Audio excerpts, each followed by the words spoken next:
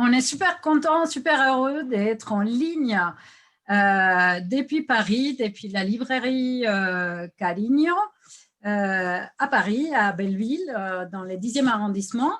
C'est une première pour nous, c'est une rencontre transatlantique.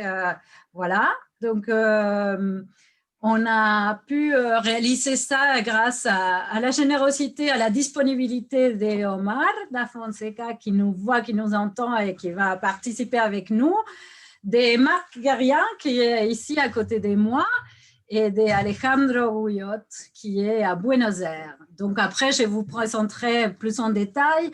Je voulais seulement dire pour ceux qui nous entendent quelques petites données techniques. Je ne vais pas être trop longue, ça ne vous ennuie pas, mais sachez que seuls les intervenants sont visibles et ils ont les micros actifs. Donc, vous allez nous entendre parler. Malheureusement, on ne va pas vous entendre nous contester, nous poser des questions, mais vous avez la possibilité, bien sûr, tous les longs dans les chats, de nous poser des questions et on va les prendre plutôt à la fin. On va réviser tout ça, tout ce que vous avez apporté et on va essayer de vous répondre. Donc,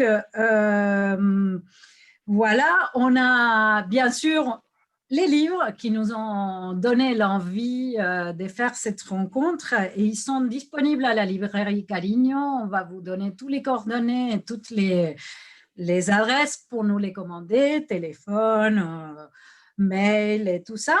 On essaye de tenir dans une petite durée d'1 heure. Il est 19h à Paris, il est 15h à Buenos Aires. Vous avez sûrement un petit peu faim déjà. Vous avez peut-être voilà, envie de prendre un goûter ou un dîner. Donc, on va essayer de ne pas être trop long et se donner rendez-vous si tout va bien quand la pandémie sera passée. Peut-être en mars, on aura même la visite d'Alejandro qui viendra à Paris, si tout va bien et si les avions remarchent. Voilà, et voilà. Comme on est à Paris, on va faire la rencontre en français. J'espère que ceux qui sont à Buenos Aires, todos primos, tíos, padres, hermanos, que nos perdonen. Donc, je vous demande d'avance que vous nous excusez, mais on va essayer quand même de traduire, de pouvoir participer et laisser tout le monde, voilà, nous entendre. Je veux dire, j'espère que vous nous comprendrez et qu'on va pouvoir échanger dans toutes les langues. Voilà pour les points techniques. Je pense que j'ai rien oublié. J'espère que c'est clair pour tous et je ne vous ennuie pas plus. Commander des livres. Alors, voilà. On va démarrer. Ça vous va? Tout le monde est prêt? Oui, vous êtes ultra prêts. Bon, donc, déjà, bienvenue à tous. Je recommence après ces petits points techniques. Bienvenue à tous et surtout un grand merci à tous ceux qui nous entendent. Un grand merci à Omar da Fonseca qui est avec nous. Un grand merci. Omar, voilà, toi tu veux te présenter ou tu veux que je te présente? Vas-y, présente-toi. Ça va être plus simple. Donc, je m'appelle Omar da Fonseca. Je suis argentin de nationalité et de naissance. Ça fait 40 ans que je vis en France et je suis venu dans les années 80 jouer au football et je suis donc ensuite resté en faisant des allers et retours très souvent. Et voilà, et j'ai fait, disons, toute mon activité de ma vie dans le sport et liée surtout au football et resté surtout très argentin. Je continue à boire le mate, à manger la criollita, la tita. Mes cousins ils nous ramènent à los alfajores et je côtoie les restaurants à Paris, à Lyon, à Bruxelles, partout des Argentins. Donc, comme on disait, Rimol di Fraga, argentino hasta la muerte. Et je continue tout le temps. Voilà. Jusqu'à la mort. Et il y a très peu de temps, je pense que c'est en septembre, tu as sorti ces livres chez l'éditeur Marabout. Tu es aussi consultant à Bein Sport, qui est une des grandes chaînes françaises voilà, et internationales des foot. Tu commentes la Liga, Aide-moi, tu commentes aussi les Oui, championnats le championnat espagnols. international, On t'appelle espagnol. pour tous les matchs argentins, j'imagine. Mais surtout, tu as raconté cette trajectoire dans ces livres qui, voilà, je les commenterai après, mais qui m'a beaucoup touchée, beaucoup plu. Et je vais laisser du coup se présenter à Marc. Bonsoir à toutes et tous. Donc, moi, je suis Marc Garrien. Donc, je suis français. Je suis né à Saint-Denis, en Seine-Saint-Denis. J'habite à Aubervilliers. Mais j'ai la particularité d'avoir une famille paternelle d'origine argentine. Donc, ce qui évidemment me crée des liens importants avec ce pays, avec cette culture. Et j'aime beaucoup le football. Donc, évidemment, quand il s'agit de rendre hommage à Diego Armando Maradona, ça me touche le cœur. Et en plus, le faire en cette période de fête, de fin d'année, de Noël, ici, il y a un sapin, en plus de jolies couleurs pour décorer le sapin, parce que je suis de River. J'aime Maradona, mais je suis de River quand même. Et donc, je suis très heureux d'être là, parce que Maradona, il dépasse tous les clivages. On va en parler, mais c'est l'homme football universel. Voilà, et il dépasse même les frontières de l'Argentine. Hein. Il est adoré bien au-delà, et on l'a vu d'ailleurs au moment où il nous a malheureusement quittés. Donc, mais pour finir sur toi, ça c'est ton premier livre. Il est sorti en mai 2019 et il reprend tes aventures quand tu es allé pour la finale del Mundo, River Boca 2018. Oui. Donc, ce livre, il est sorti juste avant de la création de l'ouverture de la librairie. Il nous touche particulièrement et c'était un peu la bonne excuse. Oui, alors voilà, j'ai commis ce petit livre sur cette expérience parce que je m'étais rendu à Buenos Aires pour voir la fameuse finale River-Boca qui n'a pas eu lieu. Donc j'ai fait un saut d'un week-end, je suis passé pour 2 jours là-bas à Buenos Aires, je suis revenu bredouille et bon, finalement j'ai fini à Madrid. Et ça s'est pas si mal terminé que ça, donc je raconte tout ça dans mon bouquin. Sinon, à la ville, je suis docteur de l'école des hautes études en sciences sociales, sociologue, économiste. Et donc, au-delà de ma passion pour le football, ce qui m'intéresse beaucoup, c'est aussi toute cette dimension sociologique qui peut exister autour du football en Argentine. On aura l'occasion d'en parler. Ouais. Bon, je vais laisser peut-être la parole à notre ami Alejandro. Alejandro, je te laisse te présenter. Quelqu'un va te traduire, mais c'est à toi maintenant. Bueno, ¿qué tal? Bonjour, bonjour, ¿no? O bonsoir. Je m'appelle Alejandro Gouchot. Acá se dice Gouchot. Je ne parle pas français, excusez-moi. Bueno, y yo soy, a ver, esto sí puedo decir. Je suis chanteur de tango. Cantor de tango, compositor, he escrito recientemente una novela que está a punto de convertirse en libro y bueno, he visitado muchas veces Francia con mi conjunto, también estuve haciendo María de Buenos Aires, una ópera de Piazzolla y Ferrer, y estuve casi todo el año 2019 yendo y viniendo de Buenos Aires a Francia, a distintas ciudades. Bonjour, je m'appelle Alejandro, je suis essentiellement chanteur de tango, mais aussi poète. J'ai écrit plusieurs livres et je suis sur le point de terminer une première nouvelle, roman. Et sur les années 2018-2019, j'ai beaucoup voyagé entre l'Europe et l'Argentine pour ces raisons professionnelles et artistiques.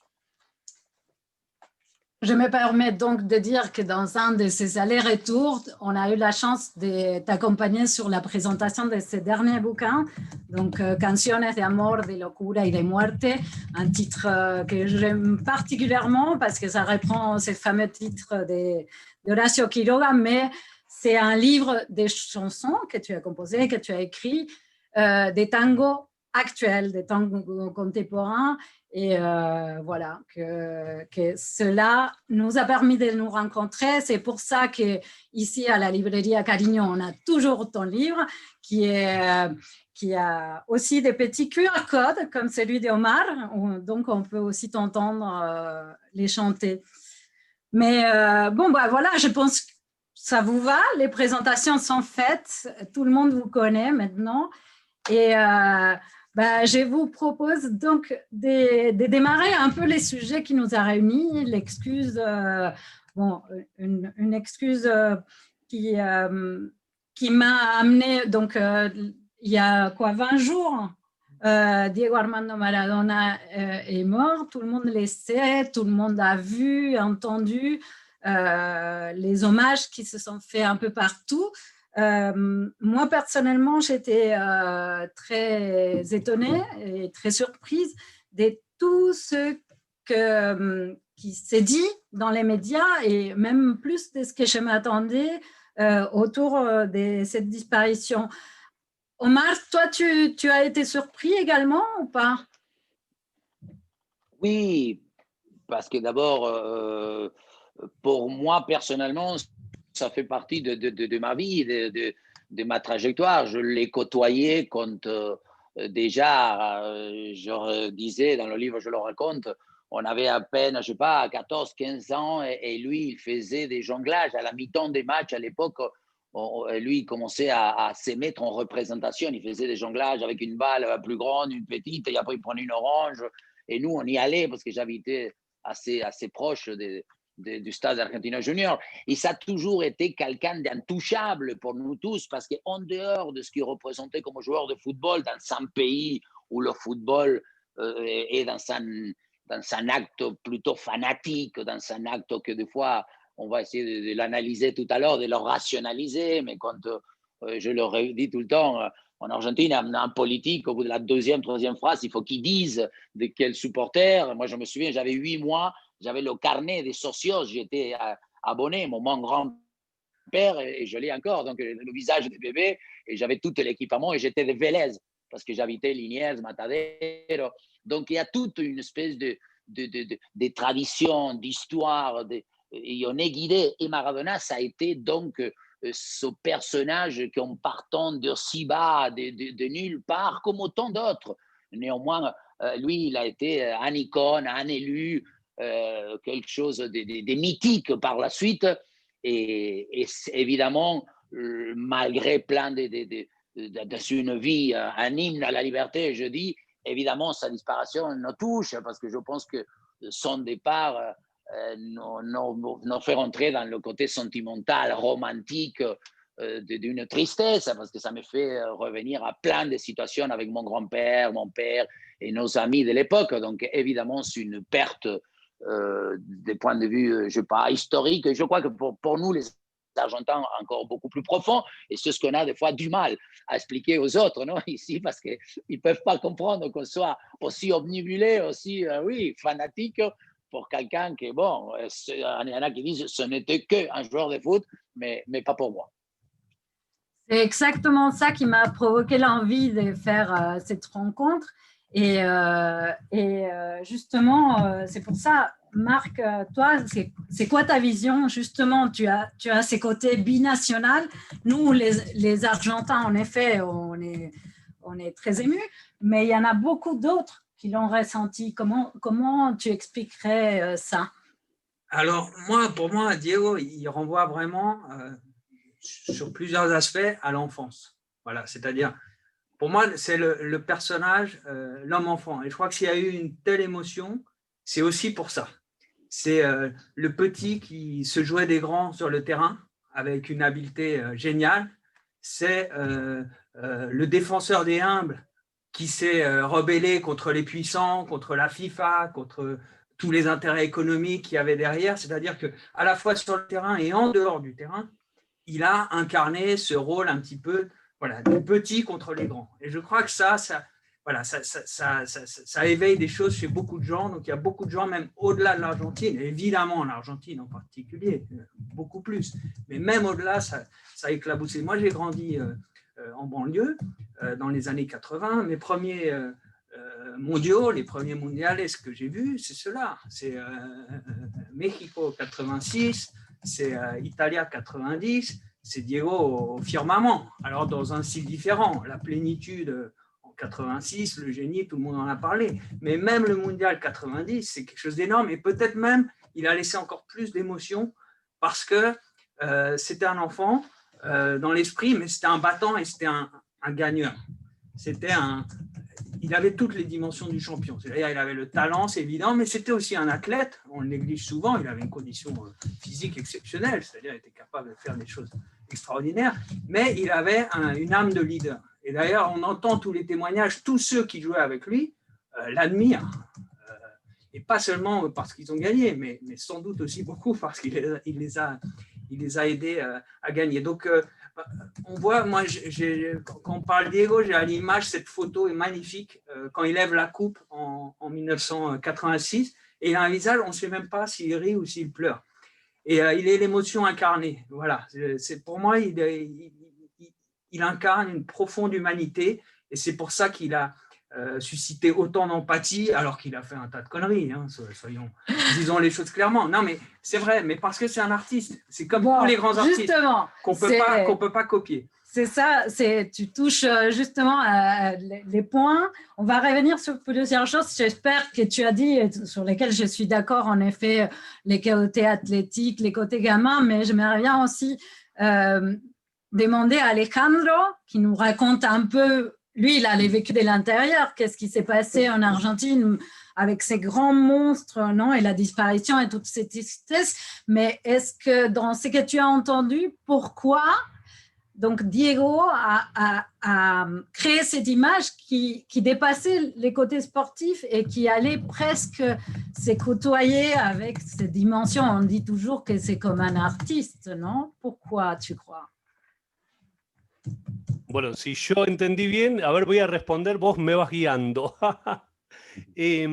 Bueno, yo quiero más que nada también manifestar que al, digamos, darse a conocer el fallecimiento de Diego Maradona, fue una gran conmoción, digo, para el país fue una cosa, fue como que se oían en el silencio caer las lágrimas prácticamente. Fue una conmoción total, atravesó todas las clases sociales, toda la latitud y la longitud del país, ¿no? Voy haciendo algunas pausas, no sé si quieren ir haciendo alguna traducción. Oui, Alejandro dit que ça a été une grande émotion dans tout le pays, qu'on entendait en quelque sorte tomber les larmes dans le silence, et ce, quelles que soient les classes sociales dans toute l'Argentine. C'était très impressionnant. En mi caso, yo soy un fanático del fútbol trucho, porque me vuelvo fanático cada 4 años en los mundiales, debo admitirlo. Como buen músico soy un patadura, pero mi admiración por Diego Armando Maradona fue increyendo. Es como el Gardel del fútbol, fue nuestro Gardel contemporáneo. Dit qu'il est en bon musicien, il est un fan de football assez léger pour un Argentin, puisqu'il est surtout fan de la sélection tous les 4 ans au moment du mondial, mais que Diego, c'était différent et que pour lui, c'est le Carlos Gardel, donc le grand musicien du tango argentin, c'est le Carlos Gardel du football et un deuxième Carlos Gardel pour l'Argentine. Y un poco esto, rescatar la figura de Gardel, que se dice que cada día canta mejor.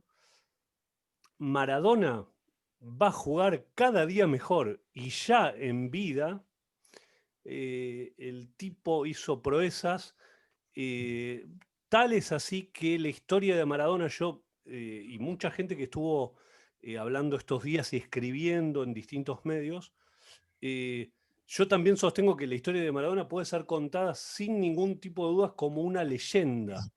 Ya en vida, él encarnó un mito, una leyenda, y bueno, las pintadas, los grafitis que lo retrataban, que aunaban la palabra Dios con el 10 de Maradona y su silueta corriendo, una maravilla para mí. Tiene todas las características de un dios griego, de esos dioses que se permitían ser y poseer los defectos, pero también las virtudes de los seres humanos. Tipo que supo habitar y visitar cielos e infiernos, ¿no? En su propia vida. Il dit que on dit de Carlos Gardel, donc pour garder le parallèle, que cada día canta mejor, on disait de Gardel que chaque jour il chantait mieux et que quelque part Diego, chaque jour, ou dans notre souvenir, jouera mieux. Et en plus, il y a ce parallèle entre les numéros 10 et le mot Dios, qui en espagnol se prononce presque pareil, qui est très impressionnant, et que Diego, avec toutes les caractéristiques d'un dieu grec, avec ses défauts et ses vertus, est toujours capable de basculer entre le pire et le meilleur. Omar, dime, tú que te lo has cruzado efectivamente de chiquito cuando jugabas en Argentina, pero supongo que te lo habrás cruzado un par de veces más, tenés una anécdota muy divertida en tu libro, pero contame un poco más, ¿estás de acuerdo, digamos, con lo que se a dicho? Ah, en français, je reprends, pardon.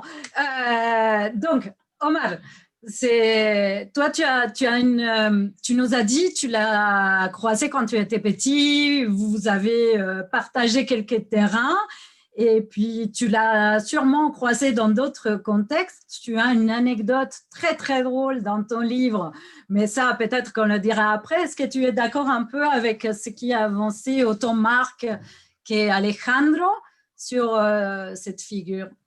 Évidemment, j'ai eu donc la chance d'être en juvénile, en junior, avant la Coupe du Monde au Japon, dans les années 78, 79, on était très jeunes. Et lui, il avait déjà fait une grosse publicité avec une soda Pepsi-Cola, et il lui avait donné, je ne sais plus, 20 millions de dollars. Vous pouvez imaginer, en 1977 ou 78, quelqu'un qui vous le sortait d'un lieu aussi précaire, aussi pauvre, oui, limité, et vous lui donnez autant d'argent. Il savait acheter une grosse, je ne sais pas qu'est-ce que c'était comme bagnole, il venait avec une autre, et on allait à Moreno, en dehors de Buenos Aires, un peu le Clairefontaine pour s'entraîner. Nous, on galérait, on allait en bus, il nous amenait en train, je ne sais pas, on avait un petit sac. Lui, il arrivait avec des grosses, il y avait le trottoir à l'époque, une grosse trottoir, et lui, il venait, boum, ça faisait des étincelles.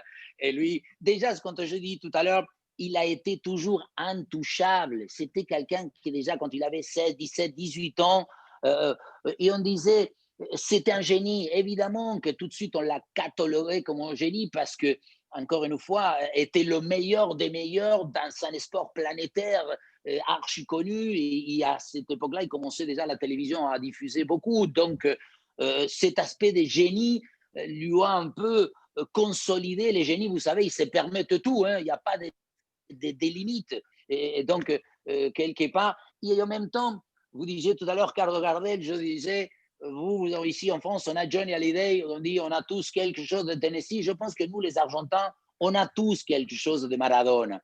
Parce que Maradona, il a amené la rue dans le stade. Tout ce qui était malice, rusé, un peu de triche, la tendresse aussi. C'était un mec que vous disiez, c'est un mec qui s'il fallait mordre quelqu'un, oui, être à la limite justement d'où il vient, les règles, c'était souvent déréglées. Donc, quelque part, c'était quelqu'un que...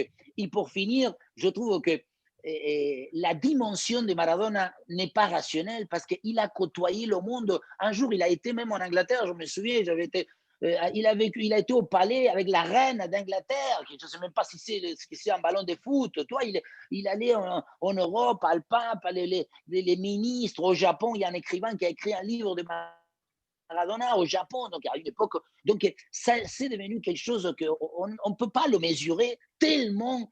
Un joueur de football, certes, un tout petit joueur de football a dépassé toutes sortes de logiques et des choses qu'on passera des années à pouvoir les analyser, de pourquoi. Et justement, Omar, je reprends, toi tu es né, je peux le dire, en 1959. Maradona, il est né en 60. Donc, en fait, ça correspond un peu à un de ces premiers personnages qui deviennent footballeurs, qui deviennent des personnages mondiaux, non? Ça crée, c'est une partie de l'évolution aussi du foot qui a été, voilà, ta carrière footballistique comme celle de Maradona, non? Oui, alors c'est vrai qu'il est arrivé à une époque où le football a explosé, les télévisions, etc., les années 80, donc il a pu être vu de toutes et tous. Mais je crois que j'aime bien le mot génie, parce que c'est exactement ça. Et je trouve qu'un des plus bels hommages que j'ai entendus, c'est celui de Zinedine Zidane, suite au décès de Diego. Bon, Zizou, on le connaît, hein, il n'est pas très bavard. Il a dit, moi, j'ai pris pour modèle Enzo Francescoli, parce que je n'ai jamais imaginé, je n'aurais jamais osé prendre pour modèle Diego Armando Maradona, parce qu'il est au-dessus de tout et on ne peut pas le copier, on ne peut pas l'imiter. Enzo Francescoli, c'est un crack, c'est un joueur magnifique, de River d'ailleurs. Mais il n'a pas ce supplément d'âme dont on est en train de parler, c'est-à-dire que Diego, oui, il y a quelque chose de mythique, oui, il y a quelque chose de presque religieux, et l'histoire de Dios, etc., ça renvoie. Et il était aussi très bon en termes de communication, c'est-à-dire qu'il était un excellent, le meilleur footballeur, mais en plus, il était bon, parce que quand il met sa main, déjà, la façon dont il met sa main, franchement, on ne la voit pas. Combien aujourd'hui de joueurs il met. Alors, il ne faut pas encourager de faire des fautes de main, évidemment, on ne l'encourage pas, on le condamne, etc. Mais il faut reconnaître que même ça c'était bien fait. Et derrière, il dit la mano de Dios, c'est magnifique quand même, quand il trouve cette répartie, quand on lui dit alors vous avez mis la main ou pas, etc. Et donc, il a cette dimension sublime. Il y a quelque chose de sublime, c'est le génie. Et évidemment, un génie, on ne l'imite pas, ce n'est pas un professeur. Et c'est le grand malentendu. Il y a des gens qui me disent mais pourquoi tu magnifies Diego Armando Maradona, c'est un tricheur, c'est ceci, c'est cela, il s'est drogué, il a eu plusieurs femmes, etc. Je dis mais bon, va rechercher les plus grands artistes dans l'histoire, ben souvent ils sortent un peu des limites. Ceci, c'est ce qui caractérise les artistes. C'est un peu ça, non?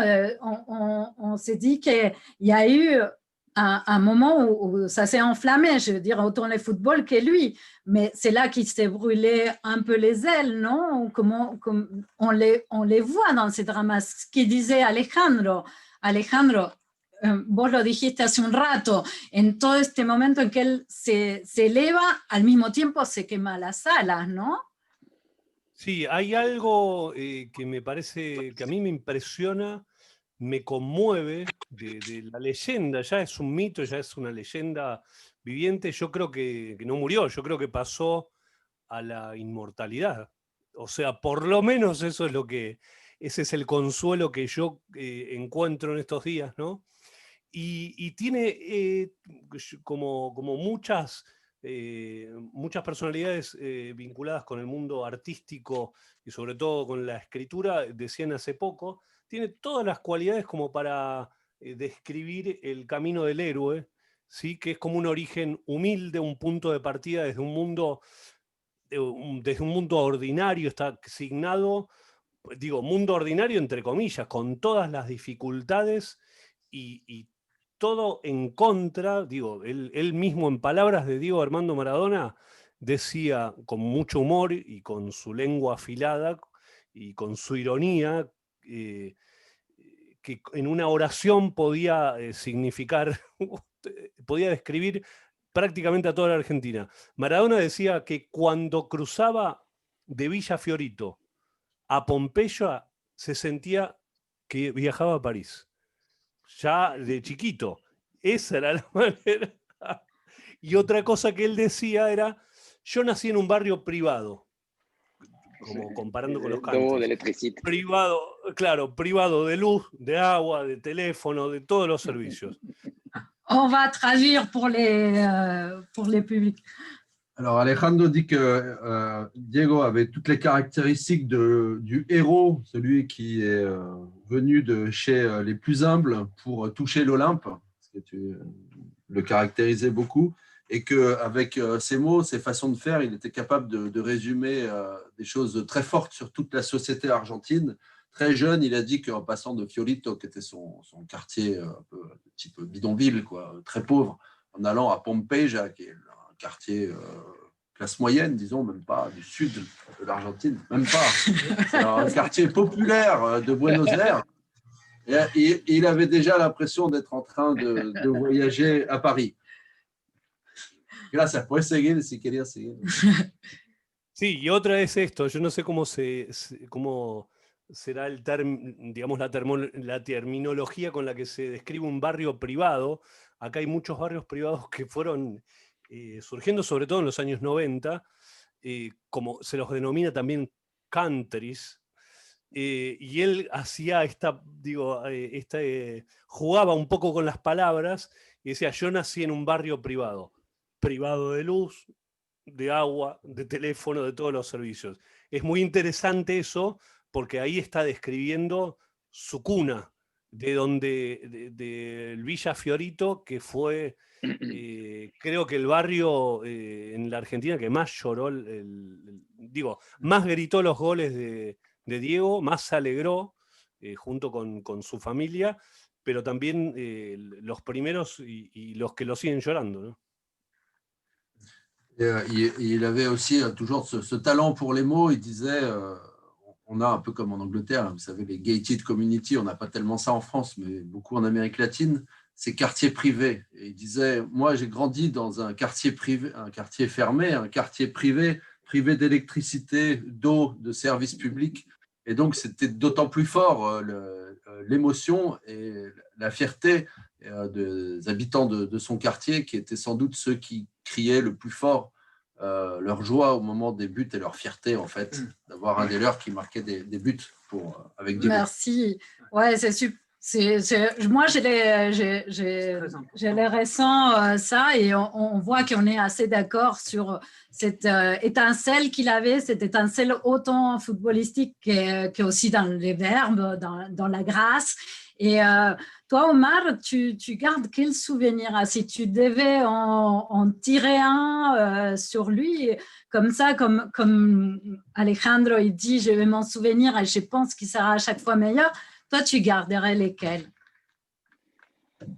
Je l'ai côtoyé ensuite, 5, 6, 7 fois, je ne sais pas, quand il est venu pour lui donner le ballon d'or. Ensuite, je suis allé lui faire un interview avec Nagui, qui l'ont passé l'autre jour en France 2.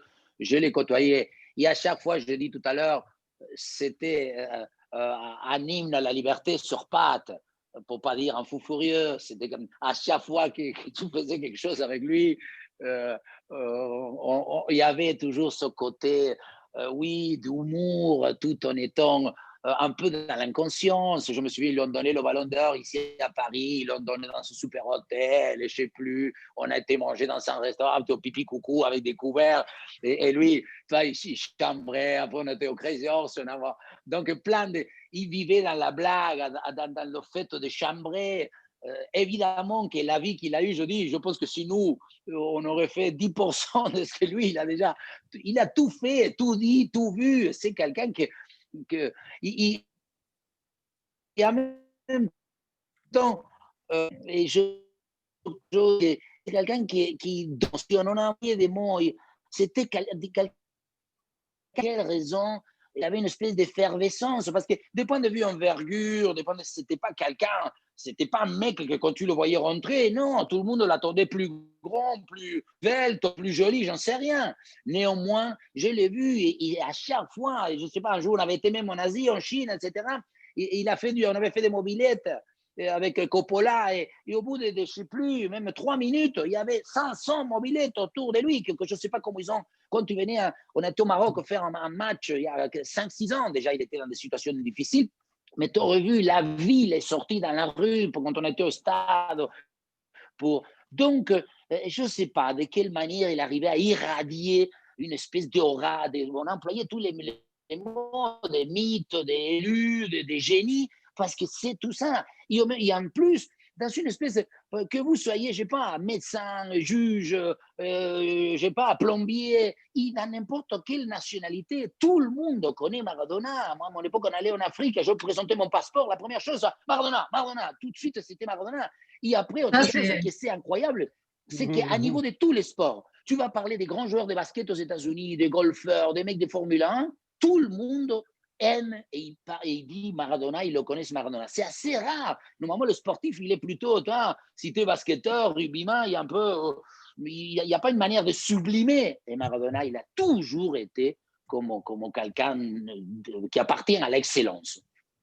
Ouais, bah, je te rejoins. Ouais, je pense que là, tu as dit un truc important. Il avait ses côtés imprévisibles. En fait, on pouvait vraiment pas savoir où est-ce qu'il allait finir. Comme sur le terrain. Ouais. Comme sur le terrain. C'est-à-dire, il était dans la vie comme il était sur le terrain. Mais je pense qu'il est intéressant, là, je vais rejoindre les deux propos là, dans ce qu'a dit Alejandro puis Omar, c'est qu'il y a les deux choses en fait. C'est-à-dire, il était plein de fantaisie, voilà, totalement libre sur la forme, sur l'instant présent, il ne s'interdisait rien, mais en même temps, il est resté, et je pense que c'est une des raisons principales de son extrême popularité, c'est qu'il est toujours resté fidèle à d'où il venait.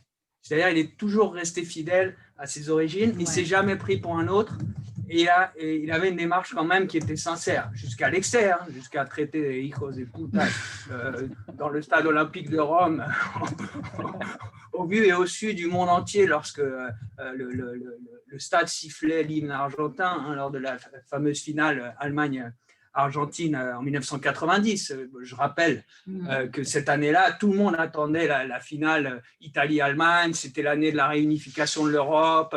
L'Allemagne venait d'être réunifiée. Le mondial se joue en Italie. Tout était programmé pour une finale Italie-Allemagne. Et Diego est passé par là, à Naples, avec son compère Canicia et quelques autres, et ils ont un peu cassé la fête. Et la finale, c'est pas très bien passé, mais il y a des défaites qui sont comme des victoires, c'est-à-dire même celle-là, elle reste, parce que, je le disais en introduction, il reste aussi comme celui qui est resté fidèle à ses origines, qui ne s'est pas compromis, ou en tout cas, il a adopté cette posture-là, voilà, mais il l'a fait avec sincérité. Voilà, il ne s'est jamais pris pour un autre, il n'a jamais fait semblant d'être un autre. Donc, à la fois, il était imprévisible, mais en même temps, il est resté fidèle toujours à ses origines. Ouais. Et ça, je pense que c'est aussi ce qui fait qu'il y a une tendresse et une affection pour lui. C'est quelqu'un profondément honnête, au fond.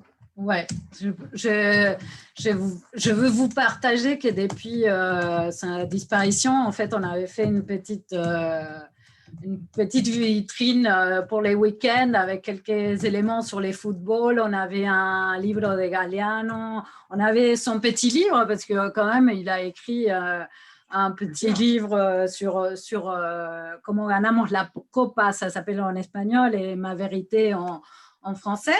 Et j'ai eu pas mal de gens qui sont venus me souhaiter, je ne sais pas si c'était des condoléances, des espèces d'élan en disant bah, nous aussi, on est tristes. Je me rappelle surtout de Florentina, qui est une amie roumaine, qui m'a dit je n'arrête pas de passer les week-ends à me revoir des documentaires. Et puis Filippo aussi, passé des amis italiens.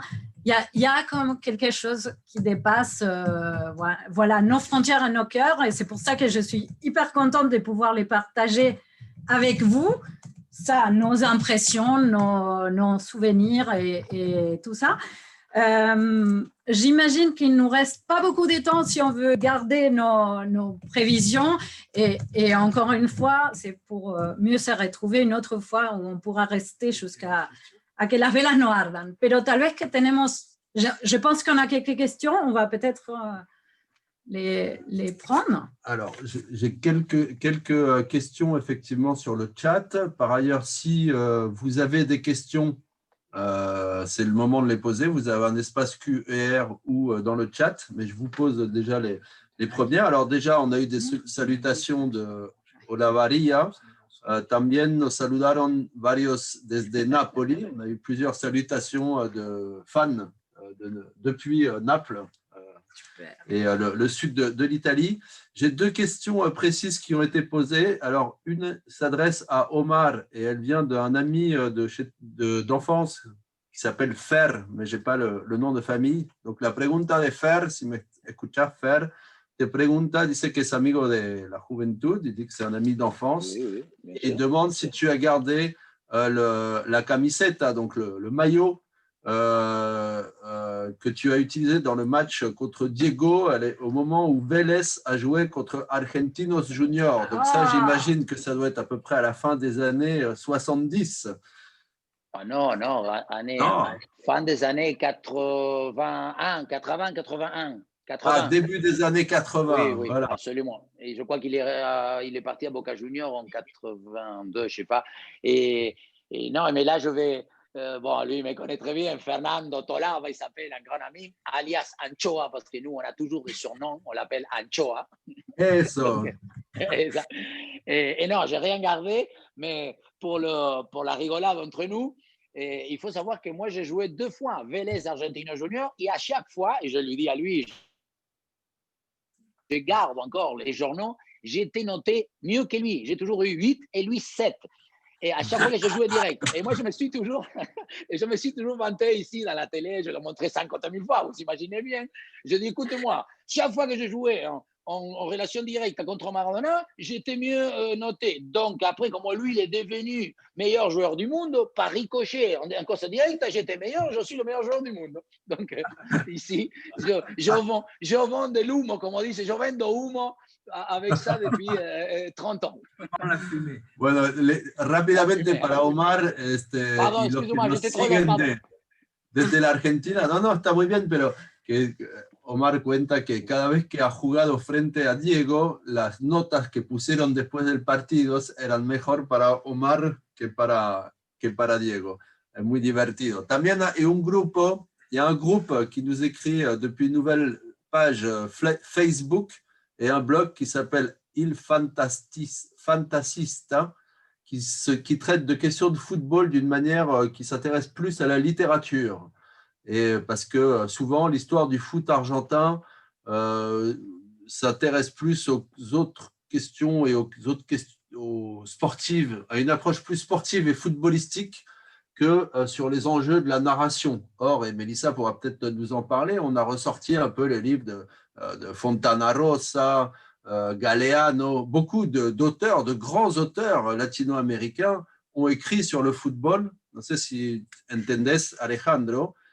Entonces, ils veulent ils voulaient faire un témoignage là-dessus, et puis avec une petite question quand même très footballistique à la fin, puisque sobre qué club apostaría por la victoria en la Libertadores. Moi, je sais. Moi, Qui s'intéresse à la littérature, mais ils demandent quand même quels sont vos favoris pour la Coupe d'Amérique du Sud. Tout est prévu. Non, moi j'ai dit que là on est dans une librairie, on va pas faire des paris. Non. Justement. Allez. Alors, est-ce que tu as un petit texte ou quelque chose? Vas-y, fais-nous. Est-ce que tu aurais quelque chose comme ça sous les yeux, en espagnol ou en français? Mais ils ont raison, ces groupes, il a raison. C'est-à-dire qu'il y a quand même une narration footballistique, peut-être qui a du mal à percer ici, mais qui a quand même sa poésie et sa beauté, ¿no? A ver, Ale, ¿me entendiste? Van a tener que traducir, no todo. No, todo. te lo traduzco yo. Quería saber si tenías algún texto bajo el brazo que pudiera ejemplificar lo que dice este grupo, un grupo de literatura y fútbol que habla de las posibilidades y de lo que existe a nivel de la narración y de lo textual con el fútbol, con el deporte. Bueno, yo creo que a partir de la figura de Maradona se escribieron muchos textos. Ya el relato de Víctor Hugo Morales del gol de Argentina, de Diego Maradona. Bueno, primero el famoso gol con la mano de Dios, que eso para mí ese partido es el resumen perfecto de lo que fue Diego Armando Maradona, la picardía de poder, salta, ya entrenó, ya hizo todo lo que tenía que hacer, salta, no llega, mete la mano y simula un cabezazo, le mete un gol y los ingleses no lo pueden creer, se lo hace comer al árbitro y después mete el mejor gol del mundo, o sea, es por izquierda y por derecha, digamos, desde lo incorrecto y la perfección. Entonces, a partir de ya el relato de Víctor Hugo Morales es prodigioso, porque creo que ahí él lo nombra como barrilete cósmico. Claro, ya es una metáfora preciosa, porque el barrilete es el juguete, digo, o era por lo menos el juguete de los más pobres, ¿no? Que se hacía con unas maderitas y con unos papeles de diario, ya tenías un barrilete, ¿no? Y Cósmico te da justo la impronta de la universalidad, sí. Oui, traduction. Non. Allez, Non, sur le récit, en fait, ce qui peut résumer le récit ou de l'action incroyable, mais je ne sais pas si j'aurais des mots aussi beaux qu'Alejandro de Diego, mais quelque chose qui résume très bien Diego, c'est ce match de quart de finale de 1986 à la Coupe du Monde, où il a touché à la fois alors la picardie, c'est des mots que je ne sais pas très bien traduire en français, mais la triche, mais c'est la triche valorisée quelque part. La rusée, la malice. Ouais, la ruse du but de la main et qui tout de suite est compensée par ce qui est le plus grand but peut-être de l'histoire ou du XXe siècle par le même, qui quelque part se rattrape derrière. Donc c'est ce qu'on disait tout à l'heure, chacun pourra y voir ou le pire ou le meilleur, on pourra choisir le verre à moitié vide ou à moitié plein là-dedans. Et la façon dont ce but est raconté par Victor Hugo Morales, qui est un célèbre commentateur de football, pas aussi célèbre qu'Omar da Fonseca, mais de football argentin, et qui, je vous invite à vraiment revoir ce commentaire où il pleure, il fait pleurer à la fin. Diego, c'était tout ça. Moi, ça, vous pouvez les trouver à YouTube où vous voulez. Et c'est vrai. Et en Olavarria, ils ont dit c'est le but du voleur. Le premier, c'est le but du voleur. Et le deuxième, le but du professeur. C'est un peu le. Voilà, c'est très bien. Ça. Et alors, juste, pardon, mais j'ai un commentaire de Stephen Sutherland, donc sujet de Sa Majesté, qui suit le match, un fan de George Best, que vous devez connaître, et qui dit « Bonsoir, de manière assez étonnante pour un Anglais, j'ai le plus grand respect pour Diego, pour le joueur et pour l'homme. » Voilà. Comme quoi, en effet, il a réussi à enchanter même les Anglais. Mais je reviens sur ça et c'est vrai, Omar, toi, tu reprends pas mal de cette ambiance et cette musique quand tu fais en fait, tu fais partie de ceux qui commentent les matchs depuis déjà un bon moment, mais c'était peut-être pas évident de s'introduire dans un univers en France avec ton petit accent, avec ta façon, mais c'est ça qui t'a fait connaître et je veux dire, tout le monde te connaît maintenant et t'aimais. Mais moi je suis très conscient qu'heureusement que j'ai un accent et que je parle mal et que je gesticule beaucoup. C'est, encore une fois, on disait la vendre de la fumée.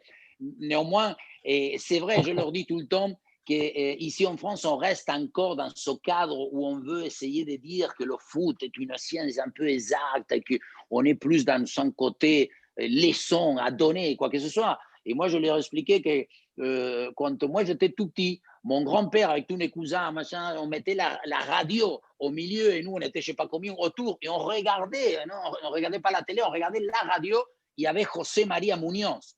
José María Muñoz, à l'époque, voilà, c'était le monsieur qui imageait tout. Il te disait, mais lui, il se coupait les cheveux, mais qu'est-ce qu'il a? Il faut qu'il lâche le pédicure, il a les ongles trop longs, mais il a la chaussette, je sais pas, mais qu'est-ce qu'il a les moustaches, il a mauvaise haleine. Il te racontait tellement de choses que dans l'image. Et c'est ça qui nous faisait, toi, quand on dit la transmission de la radio, à pouvoir t'imaginer. Nous, on disait, mais lui, il a le gros nez, il frappe comme ça les trois doigts, il sortait des phrases. Et moi, j'ai été nourri à travers ça. Et c'est ça ce qui m'importe. Moi, je dis un match de foot sans la couleur, sans que.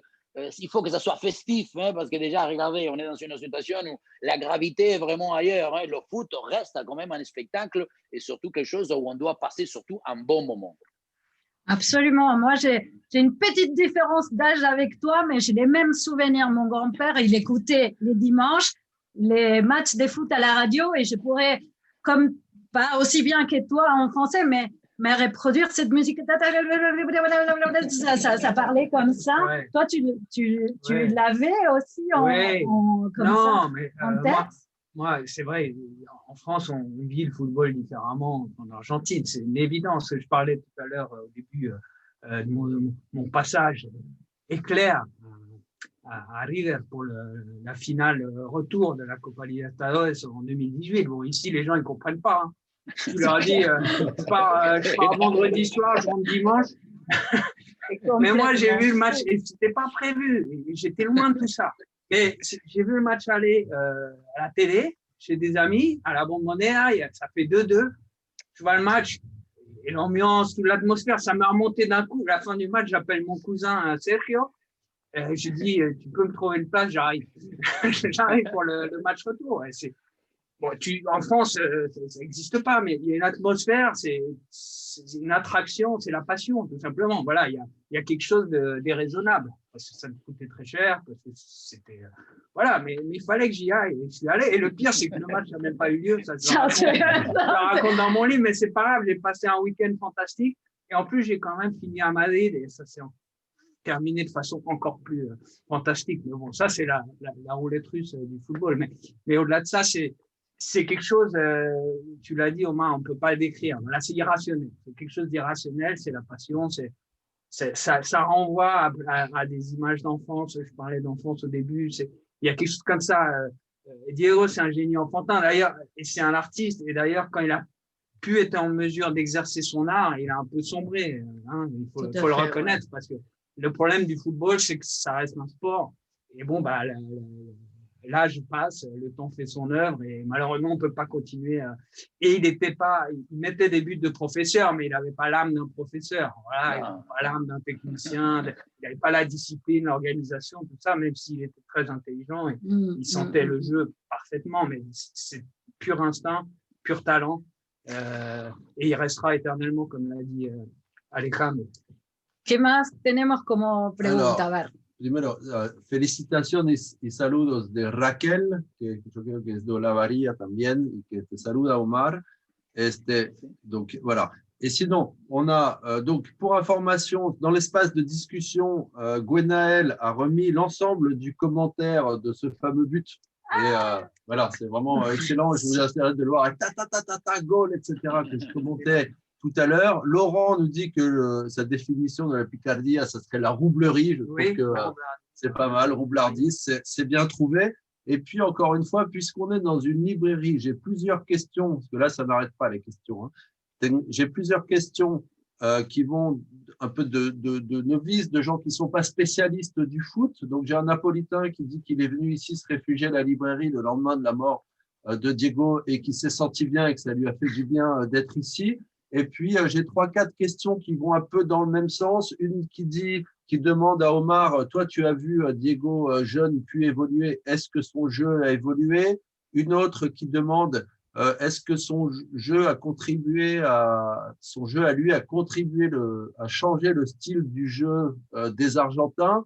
Peut-on dire qu'il y a quelque chose de brésilien? Alors, ce sont des gens qui reconnaissent être profanes dans le football, dans leur jeu, et y a-t-il eu finalement une évolution dans son jeu? Je ne sais pas si Omar ou d'autres, vous avez quelque chose à dire là-dessus. Et après, j'aurai une question pour Alejandro, mais qui est complètement d'un autre type. Donc, son jeu a-t-il évolué et comment a-t-il influencé le foot argentin? Non, mais bon, on ne va pas rentrer trop dans le... Mais il faut se dire que Maradona, c'était quelqu'un qui, le ballon, il faisait partie de son corps. Parce qu'il n'avait pas d'obstacle. On disait, il arrivait à la dompter, la balle, il arrivait à la faire obéir, tellement il faisait des choses mécaniquement pas naturelles. Moi, je me suis entraîné avec lui, il arrivait à contrôler la balle, il mettait le pied, je ne sais pas comment, et la balle, il lui restait collé, il avait une espèce de poitrine, les contrôles, on dirait qu'il avait une espèce de coussin, toi, la balle s'est dégonflée entre ses deux pectoraux, donc je ne sais pas. Et en même temps, quand vous disiez le côté brésilien, peut-être parce que les Brésiliens, c'était un peu le côté artistique, sauf que Maradona, il l'avait déjà, parce que aussi à niveau physique, ce centre de gravité, et il était trapu, et il avait des cuisses tout le temps, il avait eu déjà, donc c'est quelqu'un qui tenait bien sur ses jambes, il sortait les fesses, il savait couvrir la balle, même quand il fallait, comme on dit, sortir les ailes pour pour que les coudes aillent à l'auteur de la carotide. Parce qu'en plus, ce qu'on n'a pas encore dit assez, c'est que lui, il a été un monstre, il a été gigantesque et extraordinaire dans une époque où le football, il était mais d'une dureté, d'une virilité, beaucoup de défenseurs en Coupe du Monde, Gentile, en la Copa Libertadores, quand il jouait, mais on ne jouait pas contre l'Argentine, on ne jouait pas contre Boca, on jouait contre Maradona, mais pour le tuer. Quand il est arrivé à Barcelone, moi je suis allé le voir souvent, quand il était même à Naples au début, j'allais à Sampdoria, mais les joueurs, mais ils allaient le casser coup de coude. Et bon, d'ailleurs, ils lui ont cassé la jambe. Donc, être aussi dans l'exception en ayant, et même les terrains de foot, les terrains, maintenant, si je dis, on n'en parle jamais, mais les jardiniers, il faut lui donner des ballons d'or tous les ans. Parce que les terrains, c'est des moquettes. Donc, à l'époque, il fallait déjà jongler avec la balle, les coups qu'il te les donnait, et puis la balle qui sautait comme des tops. Donc, encore une fois, je ne sais rien s'il a évolué, s'il a changé, mais il a encore une fois dignifié le football, il a fait grandir, il a fait connaître, et il l'a mis dans une dimension hors d'un sport. Je crois que Maradona, c'est le mec qui a mis le football. Après, maintenant, c'est rentré dans une industrie folle, mais je crois qu'il a propulsé dans un domaine un peu planétaire et ouvert à tous plutôt. Alors, est-ce qu'il nous reste des questions? Sinon, on va se rapprocher de la fin, mais il en reste quelques-unes. Il faut qu'Alejandro aussi chante avant, il faut qu'il nous chante. Exactement. Ouais, c'est ça. Donc, il y a beaucoup de questions. Il y a beaucoup de questions, on ne va pas pouvoir toutes les traiter, mais j'ai deux interpellations d'Alejandro pour, en tout cas, aller vers la fin. Une, c'est de Nicolas de Montpellier qui dit qu'en Argentine, il est impossible de ne pas être fan d'un club. Même le président de la République, au bout de 2 jours, doit dire pour quel club son cœur bat. Et donc, Alejandro a dit que lui n'était pas grand fan du foot. Est-ce que c'est seulement possible dans ce pays? Donc, je vais traduire pour Alejandro. Et après, beaucoup de demandes qui vont dans le sens de celle de Omar, qui dit, bon, il est temps d'écouter un petit peu de musique. Est-ce que Alejandro va nous jouer quelque chose? Entonces, Alejandro, traduzco para vos. Nos dicen que en este país es imposible no ser hincha de un club. Hasta el presidente de la República tiene que decir por quién hincha. Y vos has dicho que no eras tan fanático del fútbol y bueno, Nicolás se pregunta si es posible en un país como la Argentina de no ser hincha, cómo se vive. Y la otra es que muchos piden, empezando por Omar, que escuchar un tango, a ver si nos podés tocar algo, ¿te parece posible? Bueno, a ver si tengo la guitarra acá, me parece que la voy a tener que ir a buscar abajo. Pero, no, yo soy hincha de Boca Juniors. Pero no soy el hincha que va, claro. No sos el hincha de Paravalancha. Yo no soy el que va a la, claro, justamente. Hay que gritar a Paravalancha. Pero sí, soy hincha de Boca y como vivo en Chacarita y acá cruzando unas cuadras está el Estadio de Atlanta, también soy hincha de Atlanta. Pero como músico, mi gran frustración es ser un gran patadura en el fútbol y eso un poco me alejó. A lo único que pude jugar más o menos bien, al único juego de computadora era al FIFA, el FIFA 98 quizás. Pero eso quizás me alejó y me hizo concentrarme un poco más en la música, ¿no? Donc il dit qu'il est un fan quand même de Boca Juniors, mais pas le fan comme on peut l'entendre là-bas en Argentine. Mais bien sûr, il a son club. Et après, là où il a été le plus loin dans le football, c'était de jouer aux jeux vidéo de la FIFA. Je sais pas comment. Non, mais petite parenthèse, et après je ne parle plus. Mais ce qui est aussi, il faut le relever, c'est qu'à mon époque, on disait que quand on disait tu es vite supporter, on t'oblige ou on te condamne un peu à être supporter d'une équipe et qu'après tu peux changer des femmes, des maisons, des voitures, des chevals, des guitares pour Alejandro, mais tu ne peux jamais changer des clubs parce que si jamais tu oses dire moi je suis de Vélez et je suis à mort Vélez et mes amis, si jamais tout le monde, on est dans le même, donc on doit rester dans une extrémité de la fidélité. C'est Voilà, exactement ça. Et donc, on va laisser peut-être Alejandro aller chercher sa guitare. Hein. Ah, bueno. Et, Si quieren podemos pasar a algún tango cantado ni más ni menos que por Diego Armando Maradona, que puede ser hasta más interesante. ¿Eh? Ok, empecemos por eso. Ahora les vamos a compartir, si todo va bien, un pequeño video que tal vez ya conocen, pero si no lo conocen, la verdad es que vale la pena. Se trata de Diego Armando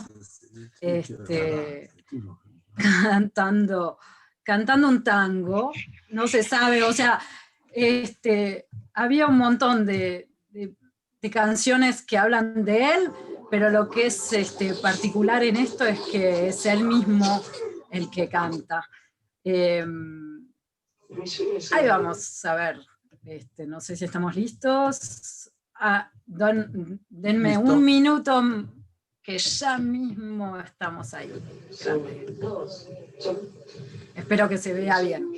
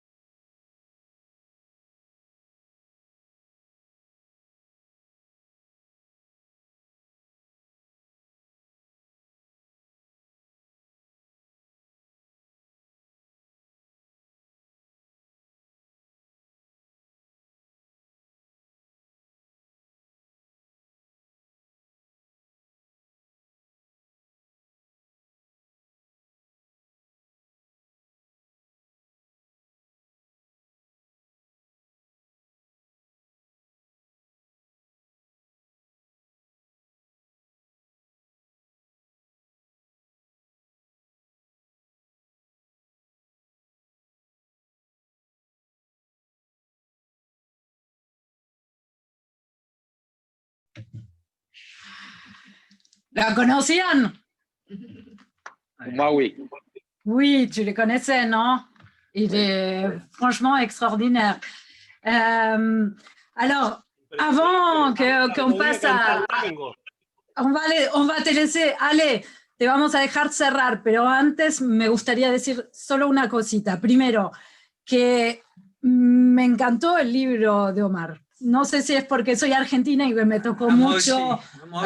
C'est vraiment super. Merci Omar, c'est bien. On sait que tu as douté à faire ça, mais c'est un témoignage extraordinaire. Tu dis que tu l'as fait pour tes petits-enfants. Je pense que tu l'as fait pour beaucoup d'Argentins qui habitent à Paris. Vale la pena el libro de Omar, se los recomiendo.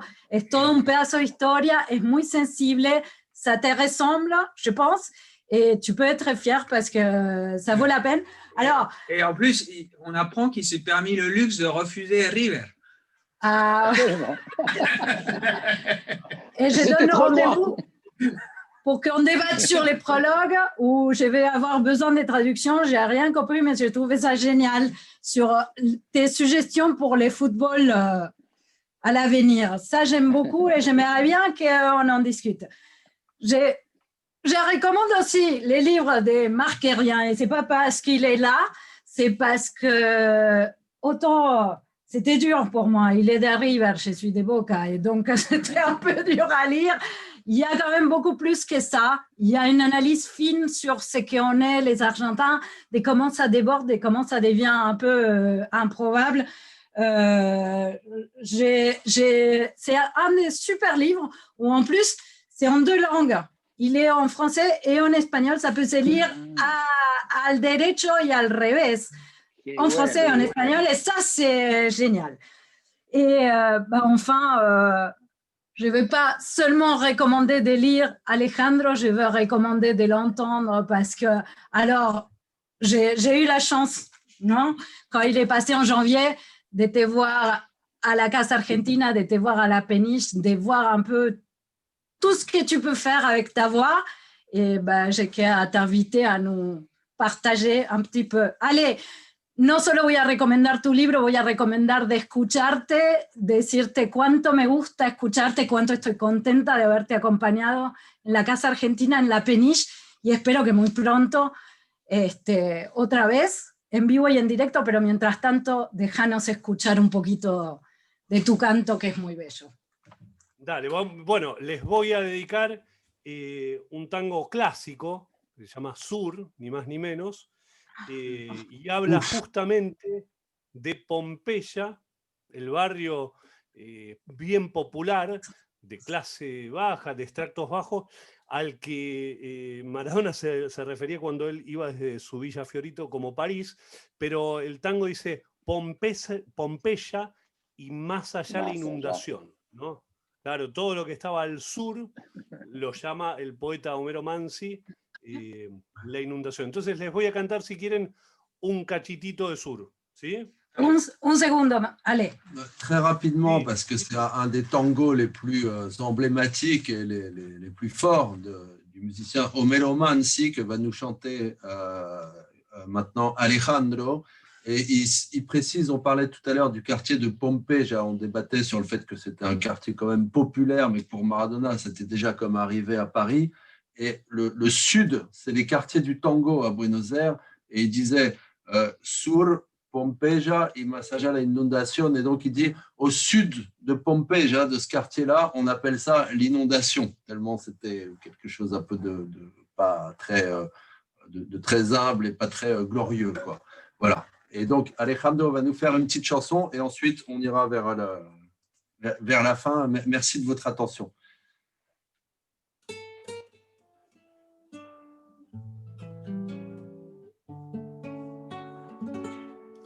San Juan y Boedo antiguo y todo el cielo, Pompeya y más allá la inundación. Tu melena de novia en el recuerdo y tu nombre flotando en el adiós. La esquina del Herrero, Barrio y Pampa, tu casa, tu vereda y el zanjón, y un perfume de yuyos y de alfalfa que me llena de nuevo el corazón. Sur, paredón y después, sur, una luz de almacén. Ya nunca me verás en la vidriera y esperándote. Ya nunca me verás con las estrellas, nuestras marchas de Pompeya,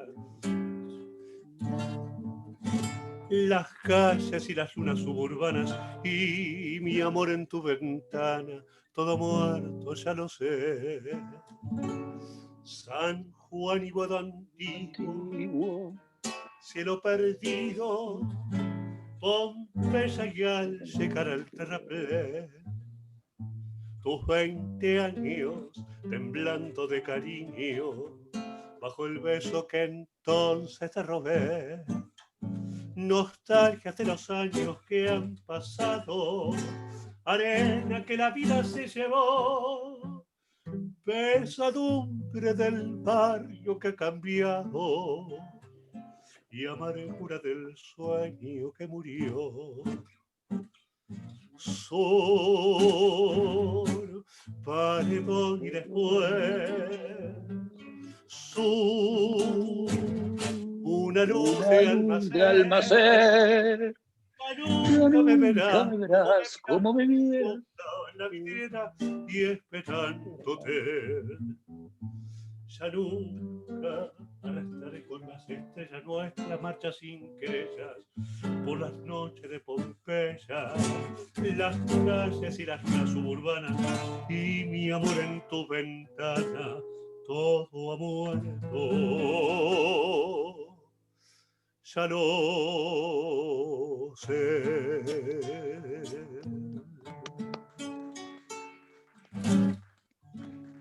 Bravo, buenísima, buenísima. Muy bueno. Bueno, muchas gracias. Dedicado entonces al pasaje a la inmortalidad de nuestro Dios Diego Maradona. Il dédie cette chanson au passage chez les immortels de notre grand Diego Maradona. Ben, c'est super. Bon, bah, on sait déjà, Ale, je crois que tu vas avoir, Ale, me parece que vas a tener un fanático esperando que para verte en escena.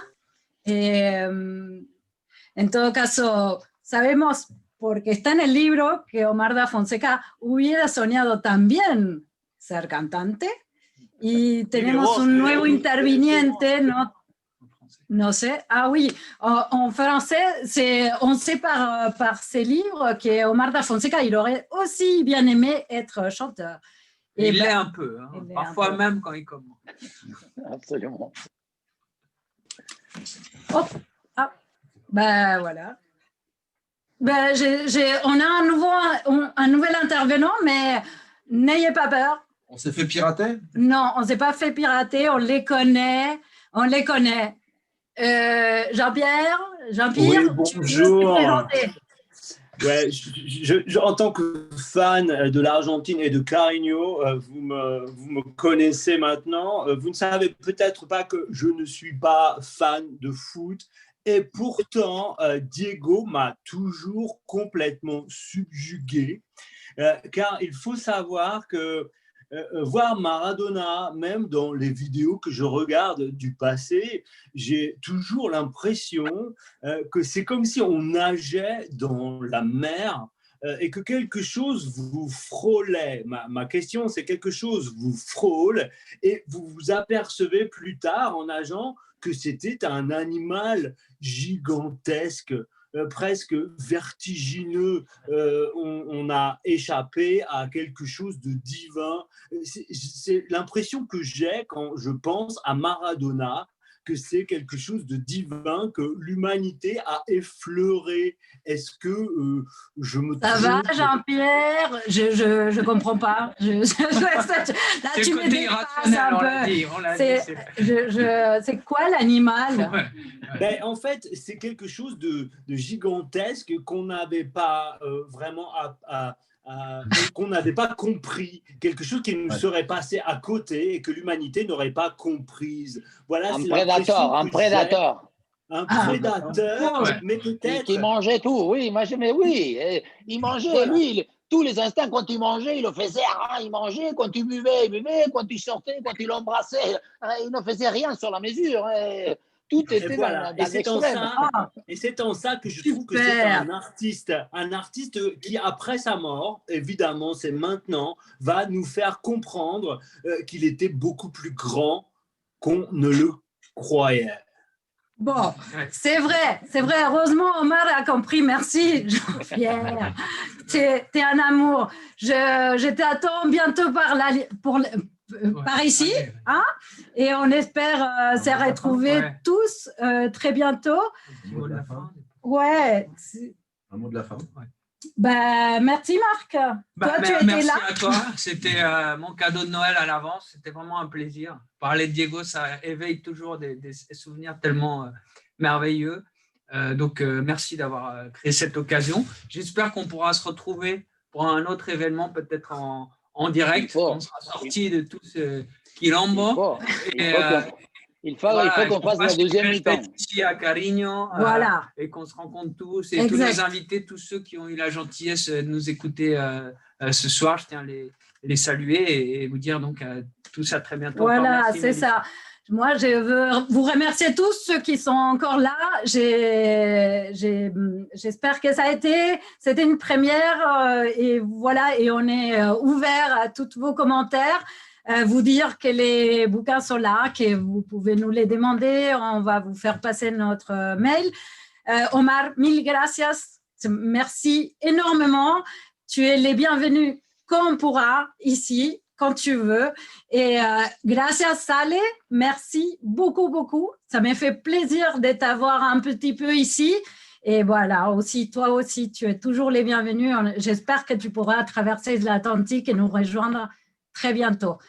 Espero que puedas venir muy pronto, cruzar el Atlántico y estás siempre bienvenido, lo sabes. Merci à tous. Muchas gracias por el convite. Ouais, merci beaucoup. En tout cas, on était très contents de vous avoir avec nous. Merci. Merci à vous. Merci.